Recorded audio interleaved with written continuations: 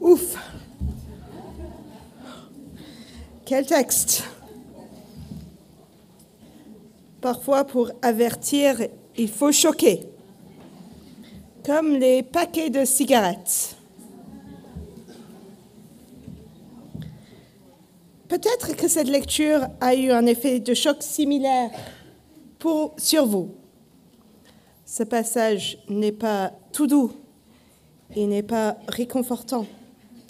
C'est tout le contraire. Il est choquant. Chien, cochon, vomi, Sodome et Gomorrhe, jugement, adultère, piège. Probablement pas ce que vous attendiez d'une conférence pour femmes. Ce texte est comme une photo dégoûtante sur un paquet de cigarettes. Je vais prier pour nous, pour ce temps ensemble. Seigneur, merci parce que, comme nous avons vu ce matin, ta parole est la lumière qu'il nous faut jusqu'à ce que l'étoile du matin se lève dans nos cœurs.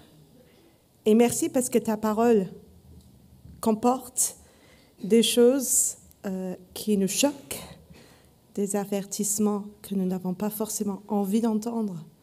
Mais merci parce que l'avertissement est une bonne chose pour nous. Seigneur, je prie que tu nous donnes des cœurs attentifs à attendre ces avertissements et aussi le réconfort de ce passage. Je le prie au nom de Jésus. Amen. Jusqu'ici dans sa lettre, Pierre nous a enseigné comment tenir bon en attendant le retour de Jésus. D'abord en grandissant dans sa connaissance, dans la connaissance de Jésus et la sainteté, en nous appuyant sur toutes les ressources que nous avons en Dieu. Ensuite, en prêtant attention au rappel des vérités de l'Écriture, que ce soit l'Ancien Testament ou le Nouveau. Tenir bon, certes, c'est utile. Mais pourquoi? Quand on dit « tiens bon » à quelqu'un, c'est parce qu'on pense que la personne risque de défaillir. Dans ce passage, par des paroles et des images choquantes, Pierre veut nous révéler le danger auquel nous sommes exposés. Notre premier point, c'est que les faux enseignants, bêtes et impies, tenteront de nous prendre dans leur piège. Et c'est notamment les versets 1 à 3 et les versets 10 à 19 où nous voyons ça. Pierre, il commence cette partie de sa lettre, le 2e chapitre, avec un « cependant ». Les mots de liaison sont importants dans la Bible. On revient à la grammaire, je suis désolée. Surtout dans les épîtres, parce que les mots de liaison nous aident à voir le fil rouge de l'auteur. Le « cependant », au début de ce chapitre, il est là pour faire le contraste avec les vrais prophètes dont nous avons parlé avant la pause, donc des vrais prophètes, les auteurs de l'Ancien Testament. Pierre, il dit, avec son « cependant », mais attention, à l'époque de l'Ancien Testament, il n'y avait pas que des vrais prophètes et qui parlaient réellement de la part de Dieu. Il y avait aussi des faux. Et de la même manière, il y aura des prétendus enseignants, des personnes qui, à la différence des apôtres, enseignent des choses qui ne sont pas vraies. L'emploi du futur, il y aura, n'est pas tant pour parler d'un temps à venir, il y aura des prétendus enseignants. On voit plus tard dans le texte que ces prétendus enseignants sont déjà là. Le futur est là pour indiquer plutôt que ça sera toujours le cas. Et il y aura toujours des faux enseignants parmi vous. À quoi reconnaît-on ces faux enseignants? Ils sont comment? D'abord, ils sont bêtes et impies. À de nombreuses reprises dans ce texte, nous voyons ce qui anime ces hommes. Ils sont adonnés aux excès de toutes sortes, sexe, alcool, argent, mensonges. Dans le verset 15, Pierre les compare à Balaam. Est-ce que vous connaissez cette histoire? C'est une histoire un peu obscure qui se trouve dans le livre de Nombres, qui n'est peut-être pas le livre non plus qu'on aime lire dans nos cultes personnels. Balaam était un divin moabite, donc un faux prophète. C'est intéressant, on n'a pas dit qu'il y avait toujours des faux prophètes. Il vivait à l'époque où les Israélites erraient dans le désert. Le roi moabite, Balak, a peur du peuple d'Israël, ou plutôt, il a peur de leur Dieu. Et donc, il envoie ses serviteurs chercher Balaam afin que Balaam maudisse les Israélites en tant que divin. Bien qu'au début, Dieu l'avertisse de ne pas y aller, Balaam répond à l'appel, apparemment motivé par un gain pécuniaire. Dieu finit par lui barrer la route avec un ange et il fait même parler son âne. Oui, vraiment. Les faux enseignants dont Pierre parle sont motivés de la même façon par l'argent. Ils sont dominés par la soif de posséder. Donc, ils sont motivés par le sexe, les excès, l'argent. Qu'apprenons-nous de plus sur eux? Les versets 10 et 11 ne sont pas faciles à comprendre. Je vais vous les relire. C'est pourquoi, frères et sœurs... Oh, pardon, c'est le mauvais chapitre, excusez-moi. Chapitre 2, versets 10 et 11. C'est le cas notamment de ceux qui, dans un... oui, c'est ça, à partir du milieu. Présomptueux et arrogants, et ne craignent pas d'insulter les êtres glorieux, alors que les anges, pourtant supérieurs en force et en puissance, ne portent pas de jugement insultant contre eux devant le Seigneur. Il nous manque peut-être un peu de contexte de l'époque. Il semblerait que ces faux enseignants insultent des êtres spirituels, alors peut-être des anges, peut-être des démons, et ça de manière orgueilleuse. Et même si nous ne comprenons pas tout, l'important est de noter qu'ils sont orgueilleux en ce qui concerne des choses spirituelles qu'ils ne comprennent pas. Nous commençons à avoir une image un peu plus claire de ce qu'ils sont. Ils sont orgueilleux et ils sont impies. Avez-vous noté combien de fois les animaux sont mentionnés dans ce texte? Alors, je vais vous demander de parler de nouveau avec votre voisine, de prendre quelques instants pour reparcourir tout le chapitre et de relever toutes les fois que les animaux sont mentionnés. Et comme tout à l'heure, si vous ne connaissez pas votre voisine, présentez-vous.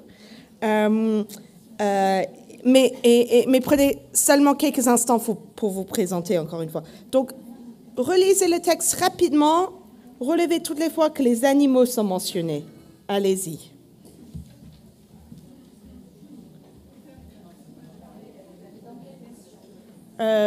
Je pense que probablement les mentions des animaux vont être les mêmes, même si le mot ne sera pas exactement le même.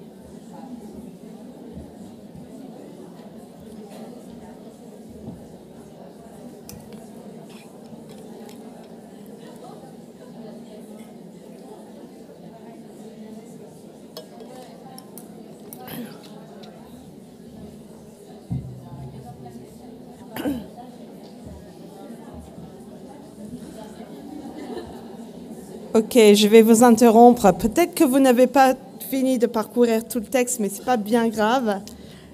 Mais au début de ce moment de discussion, je me disais, mais mince, ça ne se parle pas beaucoup. La grammaire les intéresse beaucoup plus que la zoologie. Mais bon, j'ai vu que après, vous avez pris un peu... Probablement parce que ça a pris un peu de temps pour relire.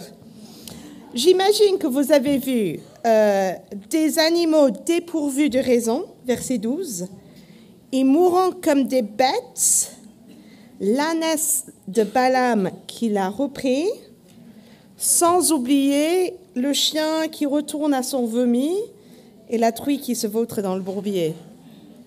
Je pense que c'est tout. Est-ce que vous avez trouvé d'autres? Ok, super. Ensemble, ces images donnent un certain ton au texte.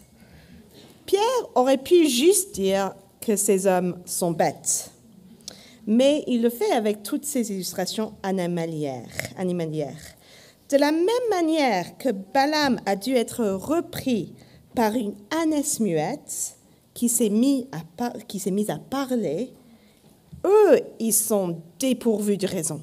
Eux, ils ont besoin d'être repris par des bêtes. Ce qu'ils font est vraiment stupide. Repensons quelques instants au premier chapitre du livre, au texte que nous avons vu avec Chloé hier soir. Les vices des faux enseignants que nous voyons ici sont en opposition totale avec les qualités que Pierre exhorte ses lecteurs à cultiver. Les faux enseignants sont adonnés aux excès de table, à l'alcool, au sexe.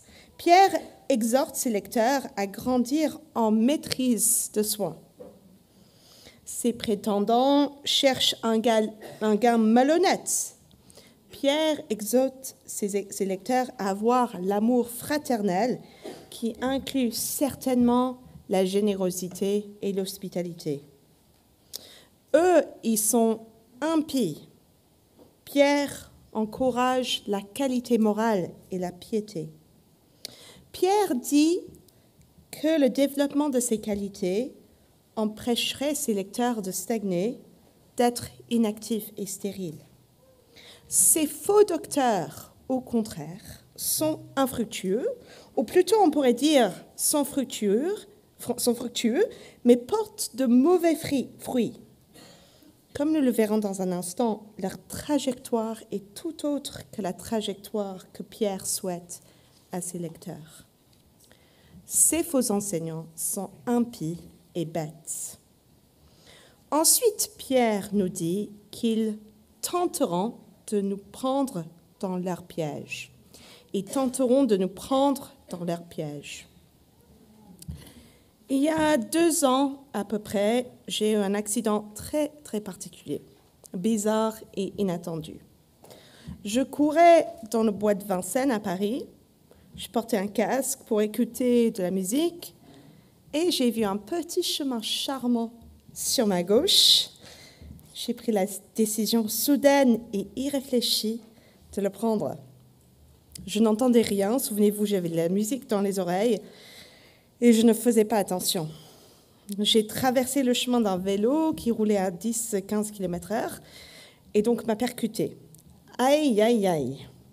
Mais peut-être que vous vous dites, c'est vrai, c'est horrible, mais tu as dit que c'était bizarre et inattendu. Là, c'est le genre d'accident qui arrive tous les jours, malheureusement. Oui, mais la bizarrerie est survenue à ce moment-là. Le cycliste et moi, renversés, nous avons glissé avec son vélo sur quelques mètres. Moi, j'étais couchée. Alors, j'essaie de bien vous décrire pour que vous puissiez vraiment imaginer la scène. Moi, j'étais couchée sur la roue avant du vélo. Et vu que je suis plus lourde que le vélo, j'ai glissé plus vite que lui. Et mon coude s'est coincé entre les rayons de la roue. Une fois arrêté, je me rends compte que mon coude et mon bras sont complètement coincés. Impossible de les retirer. On s'est dit que seuls les pompiers allaient pouvoir me libérer. Le passant qui les a appelés a failli rire. en racontant l'histoire aux standardistes, tellement la situation était cocasse. Et moi, j'ai carrément ri en l'entendant raconter l'histoire. C'était vraiment étrange comme situation. Alors, finalement, on a réussi à dégager mon bras avant l'arrivée des pompiers, en enlevant la roue du vélo.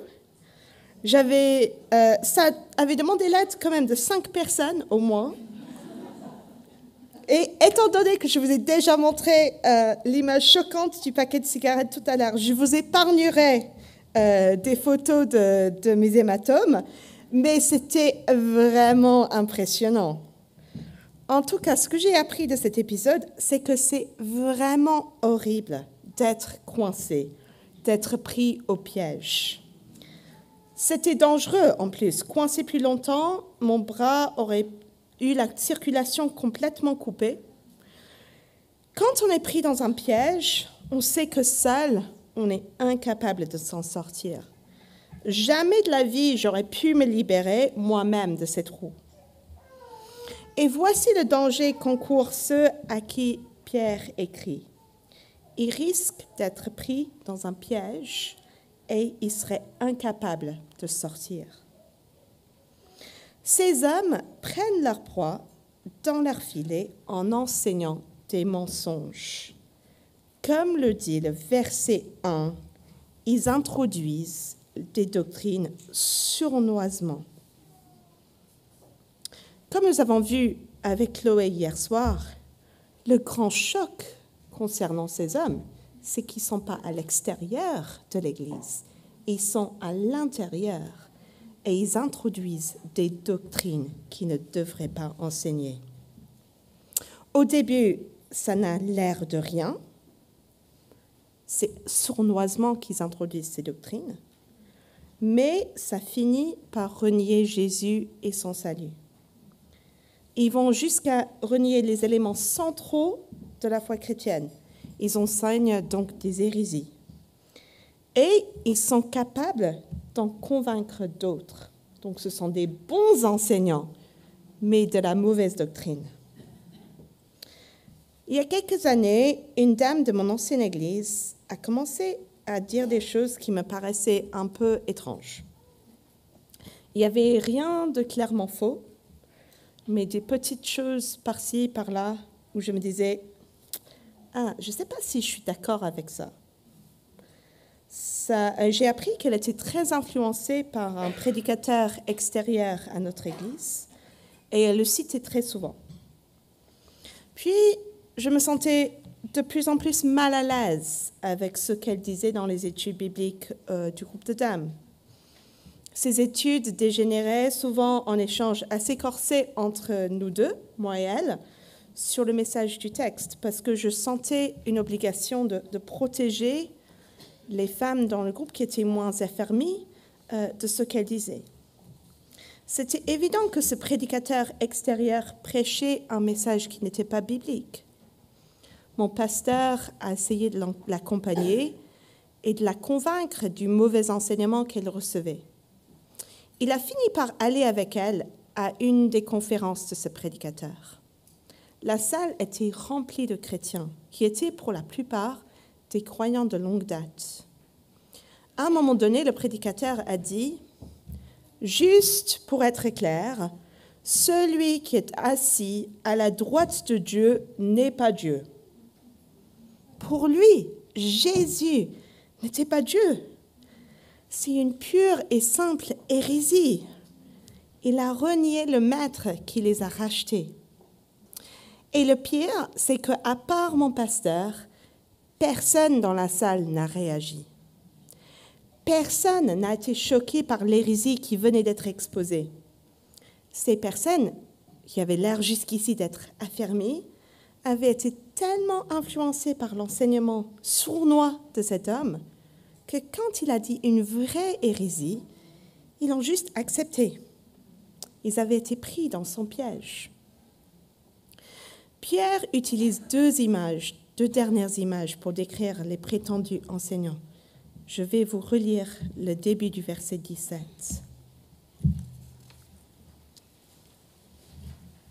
Verset 17. « Ces gens-là sont des sources sans eau, des nuages poussés par la tempête. Ces deux images parlent de la même chose. Ça promet tellement et ça donne rien. Ça ne donne rien. Vous êtes assoiffé un jour de canicule. Vous vous baladez dans un parc et vous voyez au loin une fontaine. Oh, ouf! Vous allez pouvoir enfin étancher votre soif. Vous vous en approchez, vous appuyez sur le bouton, rien ne sort. Ce qui semblait promettre une solution à votre détresse finit par être une grosse déception. Un agriculteur sort de chez lui pendant une longue période de sécheresse. Il voit des nuages dans le ciel. Il y aura enfin de la pluie. Puis, un vent fort se lève et les pousse au loin. La pluie tombera sur les champs de quelqu'un d'autre, pas sur les siens. Ce qui semblait promettre une solution à sa détresse finit par être une déception. Les pièges des faux seigneurs ressemblent à une fontaine d'eau qui promet de nous désaltérer un jour de canicule. Ils ressemblent à un nuage qui promet d'arroser nos champs desséchés. Mais la promesse ne tient pas la route. On pense trouver une solution et on finit pris au piège. On finit par les ressembler, par croire la même chose et par se comporter de la même manière bête. Quand les chrétiens sont pris dans les filets des faux enseignants, ils ne peuvent plus s'en sortir seuls. Pierre nous avertit pour que nous gardions nos distances vis-à-vis d'eux et de leurs pièges. Il met une photo sur un paquet de cigarettes et il dit « Attention, voici ce qui pourrait vous arriver si vous ne vous éloignez pas. » De faux enseignants, bêtes et impies, tenteront de nous prendre dans leurs pièges. Ensuite, Dieu les jugera et nous gardera. On voit ça dans les versets 4 à 9 et puis les versets 20 à 22. L'action des faux prophètes n'est pas sans conséquences. Elle a de graves répercussions. Il y a des conséquences pour eux et pour celles et ceux qui ont été piégés. Pierre nous avertit parce que, comme la photo dégoûtante sur le paquet de cigarettes, c'est ce qui peut nous arriver si on ne fait pas attention. Dans le premier chapitre, nous avons vu la trajectoire de celles et ceux qui continuent de s'appuyer sur toutes les ressources que Dieu donne et qui continuent de grandir dans la connaissance de Jésus et dans la sainteté. Cette trajectoire, comme nous avons vu, mène vers une éternité passée dans la présence de Jésus. Mais il y a une autre trajectoire, la trajectoire du jugement. Et c'est celle des faux enseignants et de ceux qui sont pris dans leur piège. Nous voyons ces deux trajectoires, celle de la délivrance et celle du jugement, dans le verset 9 que je vais vous relire. Ainsi donc, le Seigneur sait délivrer de l'épreuve les hommes pieux et garder les injustes pour le jour du jugement où ils seront punis. Où ils seront punis. Nous regarderons d'abord le jugement, je sais, c'est du lourd, avant de revenir vers le salut. Donc d'abord, Dieu les jugera. Comme nous verrons cet après-midi dans le chapitre 3, ces faux enseignants semblent prêcher que Jésus ne va pas revenir. Ils doivent se dire, du coup, qu'il n'y aura pas de conséquences graves pour eux, pas de jugement. Pierre donne 3 exemples de la tradition juive et de l'Ancien Testament qui montrent le contraire. Je vais relire les versets 4 à 8. En effet, Dieu n'a pas épargné les anges qui ont péché, mais il les a précipités et enchaînés dans l'abîme, là où règnent les ténèbres, pour qu'ils soient gardés en vue du jugement. Il n'a pas épargné non plus l'ancien monde, bien qu'il ait sauvé 8 personnes, dont Noé, ce prédicateur de la justice, lorsqu'il a fait venir le déluge sur un monde impie. Par ailleurs, il a condamné et réduit en cendres les villes de Sodome et de Gomorrhe pour les donner en exemple à ceux qui par la suite vivraient dans l'impiété. Et il a délivré Lot le juste, qui était profondément attristé de la conduite immorale de ces hommes débauchés. Ce juste qui habitait au milieu d'eux, tourmentait en effet jour après jour son âme juste à cause de ce qu'ils voyaient et entendaient de leurs agissements criminels. Pierre nous donne 3 exemples. La chute des anges, la chute de Satan et de ses anges, le déluge et la destruction de Sodome et Gomorrhe. La chute des anges n'est pas racontée explicitement dans l'Ancien Testament. Il y a peut-être des allusions dans Ésaïe, dans Ézéchiel. Jésus en parle clairement dans l'évangile de Luc. Pierre le confirme ici. Satan est un ange créé par Dieu. Il s'est rebellé contre Dieu.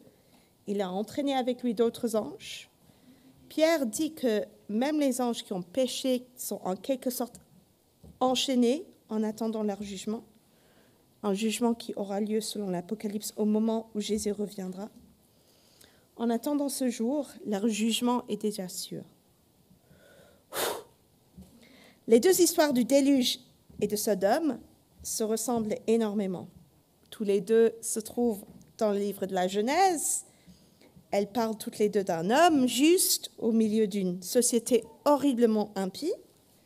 Noé dans l'un cas, Lot dans l'autre. Dieu les sauve et, dans une certaine mesure, sa famille, enfin lui et sa famille. L'un des eaux, Noé, l'autre du feu, Lot. Ce sont 2 exemples où Dieu envoie un jugement définitif quand le péché arrive à son comble. Les impies semblent réussir pendant un certain temps, mais le jugement est sûr et il arrive. Pendant la prohibition aux États-Unis dans les années 20-30 du siècle dernier, des groupes mafieux faisaient la contrebande des boissons alcoolisées.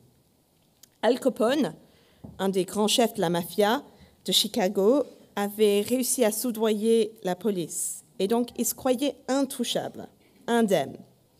Il pensait qu'il n'allait jamais être traduit en justice. Cependant, le président des États-Unis avait recruté un groupe d'hommes sûrs, des hommes qu'on ne pouvait pas acheter. Leur histoire est racontée dans un film portant le nom qu'on leur a donné, Les Incorruptibles. Même si Al Capone se croyait intouchable, à partir du moment où ce groupe avait été mis en place, sa condamnation était sûre. Pierre dit à ses lecteurs, « Ces faux enseignants auront l'air de réussir. N'en soyez pas ébranlés. Ils se croient intouchables, mais Dieu n'a pas changé. Dieu est encore plus sûr et déterminé que les incorruptibles. Le même Dieu qui a puni les hommes pendant le déluge et pendant la destruction de Sodome et de Gomorrhe punira ces faux enseignants. Leur jugement est sûr. » Avant de parler de l'autre trajectoire, il y a un dernier élément à regarder par rapport au jugement de ces faux enseignants. Je vais vous relire les versets 20-22. Versets 20 à 22. En effet, si, après avoir échappé aux souillures du monde par la connaissance de notre Seigneur et Sauveur Jésus-Christ, ils se laissent reprendre et dominer par elles, leur dernière condition est pire que la première. Il aurait mieux valu pour eux ne pas connaître la voie de la justice plutôt que de le connaître et de se détourner ensuite du Saint Commandement qui leur avait été donné. Il leur est arrivé ce que disent avec raison les proverbes, le chien est retourné à ce qu'il avait vomi et la truie à pleine lavée s'est vautrée dans le bourbier. Le jugement de ces hommes est encore pire parce qu'ils avaient une certaine connaissance de Jésus et ils l'ont rejeté en connaissance de cause.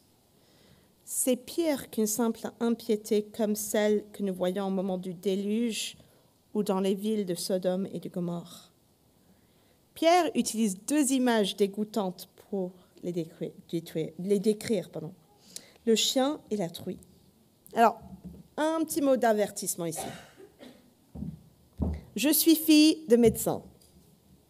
Dans ma famille, on parlait des fonctions corporelles très facilement, même pendant les repas. Donc j'espère de ne pas vous choquer en parlant de manière trop directe. Excusez-moi si c'est le cas. Après, les images ici viennent de Pierre et pas de moi. Je ne fais que rajouter un peu de détails pour que vous compreniez mieux ces images. Quand un chien a vomi, normalement, il devrait s'éloigner de ce qu'il a expulsé. S'il n'avait pas vomi, les aliments infects qu'il a mangés l'auraient rendu encore plus malade. Ça aurait pu même le tuer. Mais au lieu de s'éloigner de cette chose dégoûtante, le chien dans l'image décide d'y retourner et de le remanger. Pierre dit que ces hommes ont échappé aux souillures du monde, ils ont laissé derrière eux, ils ont expulsé les croyances et un mode de vie qui menait à la destruction, mais ils n'ont pas continué sur cette trajectoire. Au lieu de laisser ce vomi derrière eux, comme des chiens, ils y retournent et le mangent. Passons à l'autre image, encore dégoûtante. Je suis désolée, la truie. Apparemment, les cochons aiment la boue. Ça leur fait du bien même. Ça les rafraîchit, ça leur sert de crème solaire, ça les protège des tiques et des moustiques. Cependant, en captivité, quand les cochons ont peu de place, ils vont quand même se vautrer dans ce qu'ils trouvent, souvent leur propre excrément. Cette boue-là ne leur procure aucun bienfait.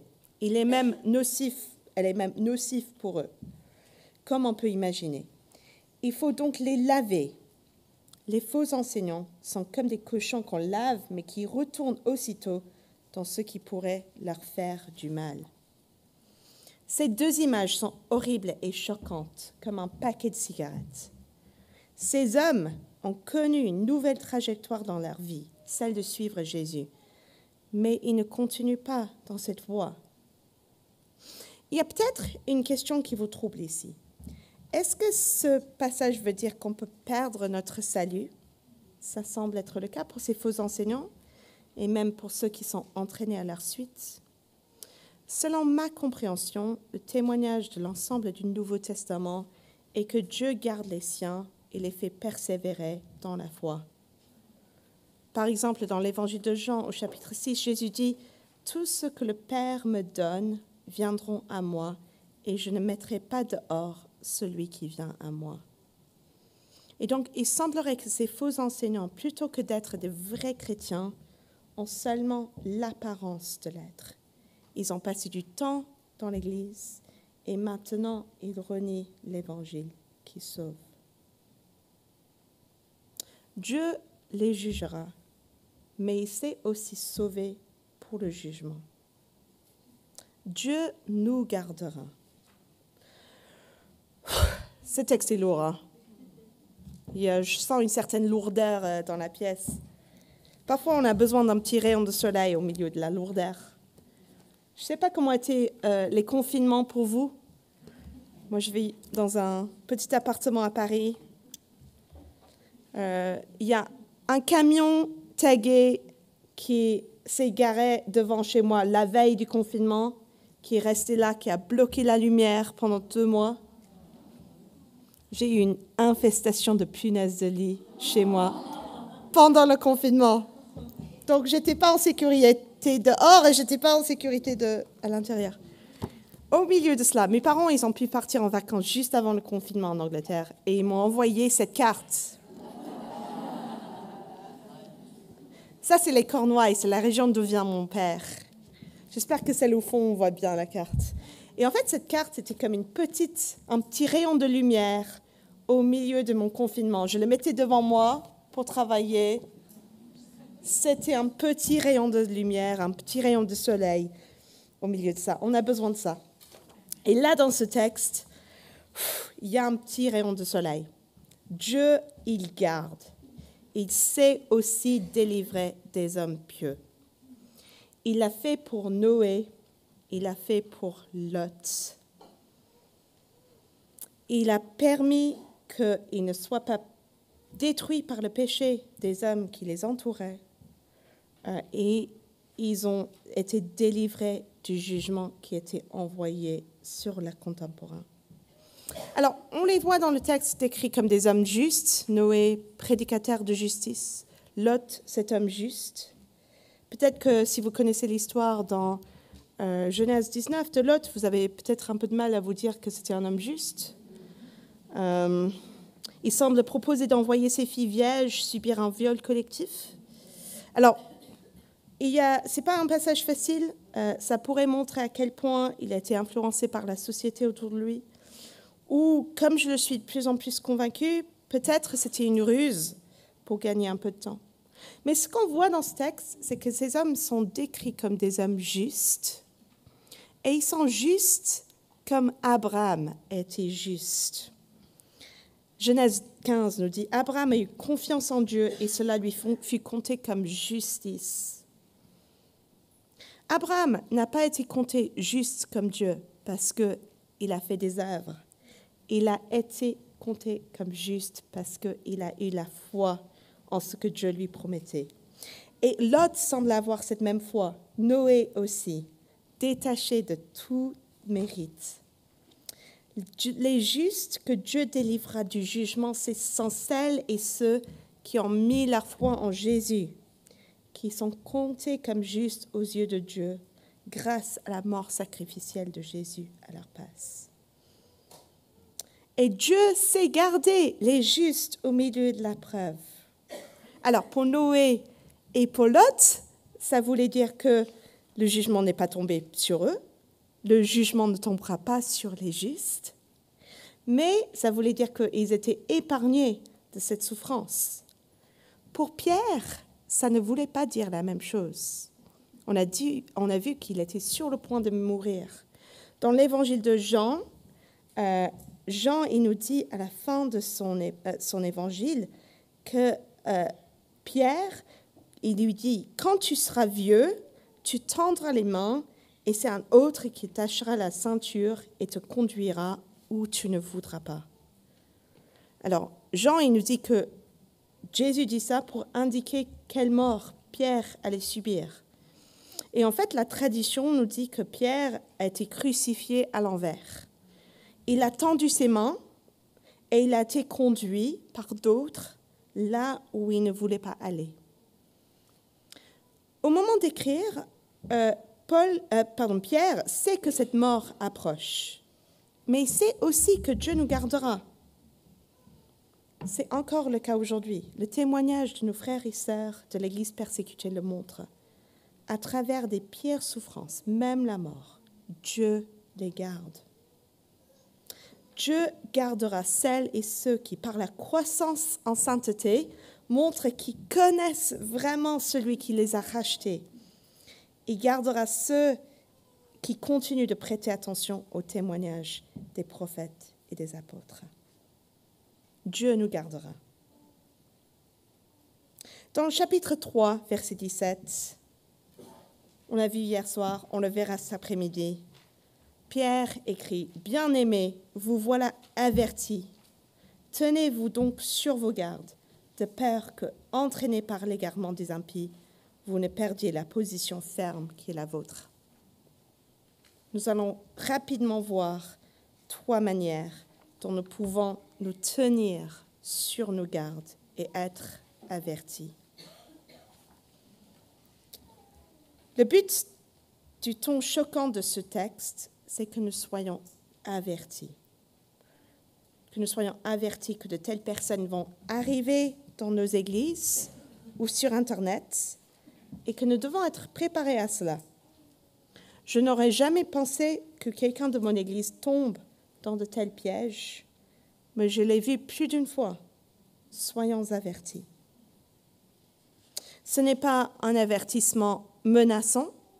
Le but de l'image sur le paquet de cigarettes n'est pas de nous faire mal, c'est plutôt de nous protéger du mal. Et c'est ce que fait Pierre ici. Soyons avertis contre ces faux enseignants et soyons sur nos gardes. Comment est-ce qu'on peut être sur nos gardes?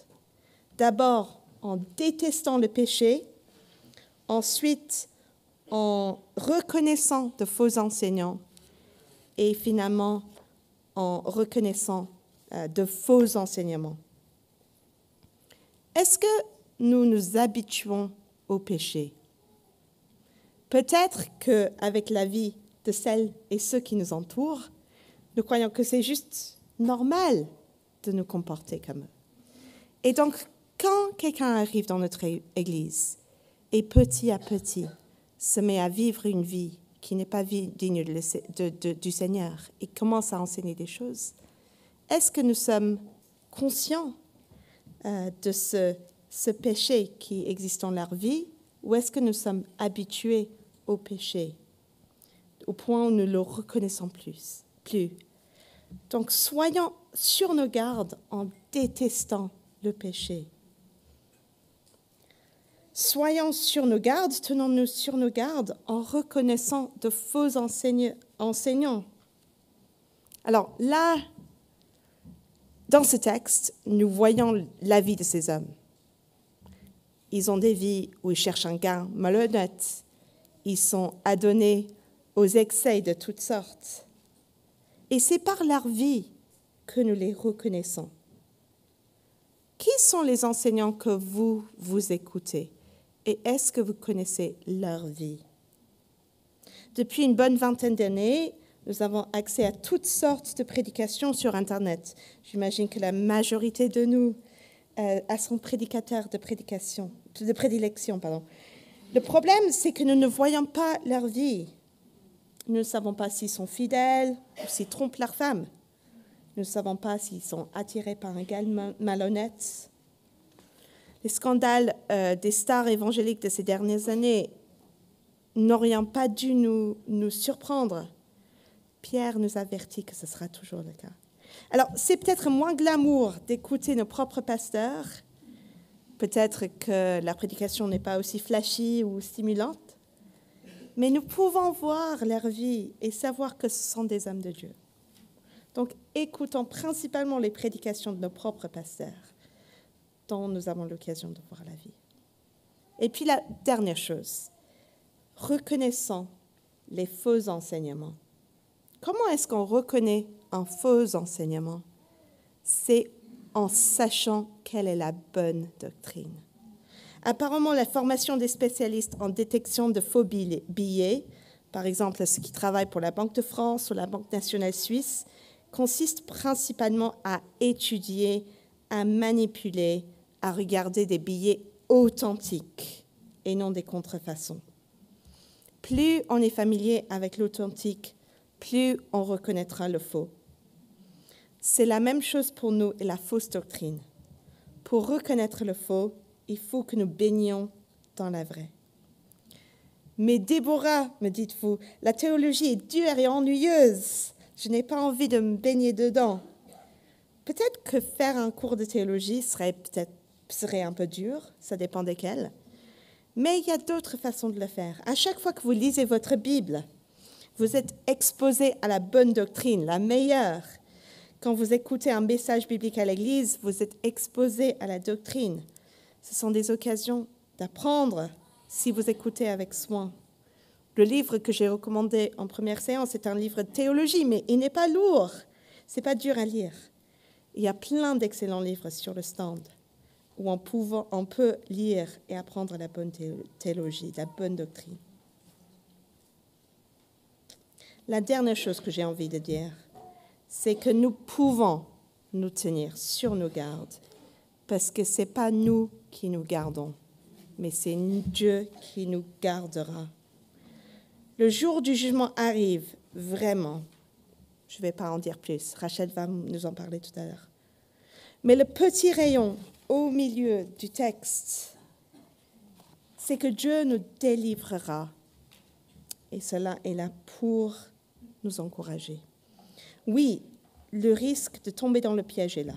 Pierre nous en avertit. Mais si nous avons mis notre foi en Jésus, il nous gardera. Sa divine puissance nous donne tout ce qui est nécessaire à la vie et à la piété. Il nous donne sa parole qui est une lampe qui brille dans nos cœurs jusqu'à l'arrivée du matin. Faisons-lui confiance. Grandissons dans la connaissance de Jésus-Christ et suivez-le jusqu'au bout. Il nous gardera. Prions ensemble. Seigneur, nous avons des cœurs lourds, peut-être à la fin de cet enseignement. Tu veux nous avertir. Tu veux nous avertir parce que le risque est grand. Mais merci parce que tu utilises ces avertissements pour nous garder sur la bonne trajectoire. Merci parce que tu ne le fais pas pour nous faire peur. Tu le fais pour nous faire peur, mais de la bonne manière. Merci parce que tu ne le fais pas pour nous faire mal, mais parce que tu veux nous garder et tu nous garderas. Amen.